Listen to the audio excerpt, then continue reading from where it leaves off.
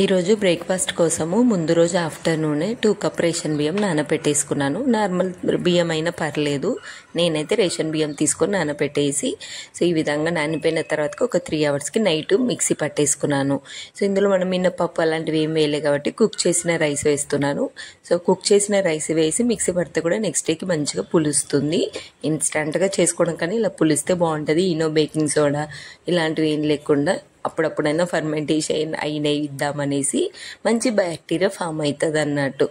మనం ఫర్మెంటేషన్ అయినవి మార్నింగ్ బ్రేక్ఫాస్ట్గా ఇచ్చేస్తే నెక్స్ట్ డేకి అయితే కొంచెం వాటర్ వేసి అందులో సాల్ట్ వేసి తిక్కగా కాకుండా కొంచెం వాటర్ వేసి ఈ విధంగా అట్టులాగా వేసాను.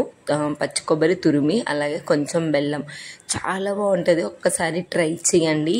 నోట్లో వేస్తే కరిగిపోతుందండి, ఎంత ఇష్టంగా తింటారు. ఇందులో చట్నీ అలాంటివి ఏం అవసరం లేదు. అంటే ప్లెయిన్గా చేసుకుంటే చట్నీ ఏమైనా పల్లి చట్నీ చేసుకోండి, లేదంటే ఇలా పిల్లలకి బెల్లము పచ్చి కొబ్బరితో చేయండి, చాలా బాగుంటుంది. డైరెక్ట్గా తినేసేయచ్చు, ఒకటికి 4-5.